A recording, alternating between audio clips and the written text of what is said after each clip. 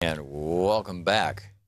Nathan in Dallas, Texas. Hey, Nathan, thanks for watching Free Speech on the Dish Network. What's on your mind? Hi, Tom. Hey. I'd just like your thoughts on this. Now that there is a precedence in the White House for the President of the United States failing at every possible measure of human decency, how is it possible to impeach any future president? You just have to find them guilty of a high crime or misdemeanor. I mean, the impeachment is... That seems to be tricky. How so? We've been trying for a few months. Yeah.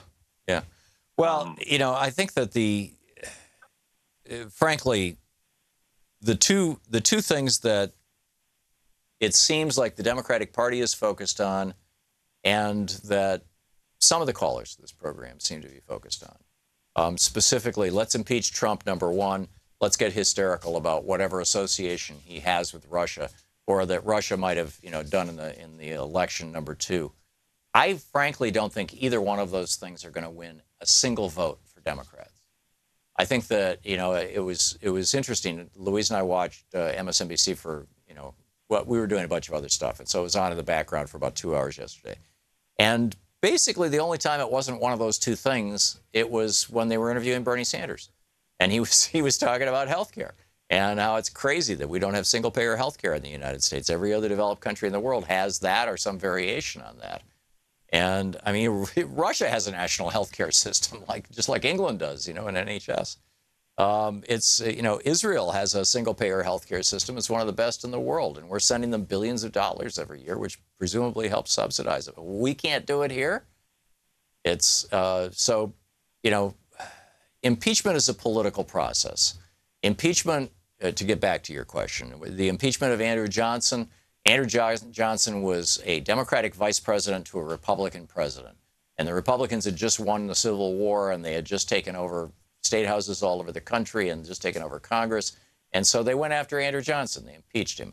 I mean, they didn't succeed. They impeached him successfully in the House. They were a vote short of prosecuting him, convicting him in the Senate. Same thing with Bill Clinton. It was a political process. Republicans wanted to get rid of him.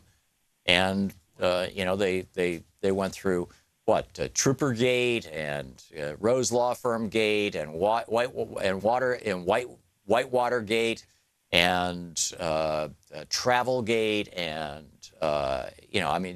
there was quote scandal after scandal after scandal. Paula Jones, this, that, and the other thing, and finally they discovered that he'd had sex in the White House with Monica Lewinsky and had lied about it under oath, and that's what they prosecuted him for. I don't think that that's a high crime. It's clearly a misdemeanor in the definition, but I don't think it's worthy of impeachment. I'm not sure that Trump has done anything worthy of impeachment at this point. He has done something worthy of Republicans all being voted out of office. Shouldn't we be focusing our attention on building a strong electorate, on talking about issues like free college for everybody, free health care for everybody, reducing inequality by rolling back the Reagan tax cuts, changing our trade policies to bring our jobs back home? Shouldn't Democrats be talking about this kind of stuff? I don't get it. Nathan, thanks for the call. Impeachment would be satisfying, but in sort of a masturbatory sense. I don't think it's going to produce any consequential result.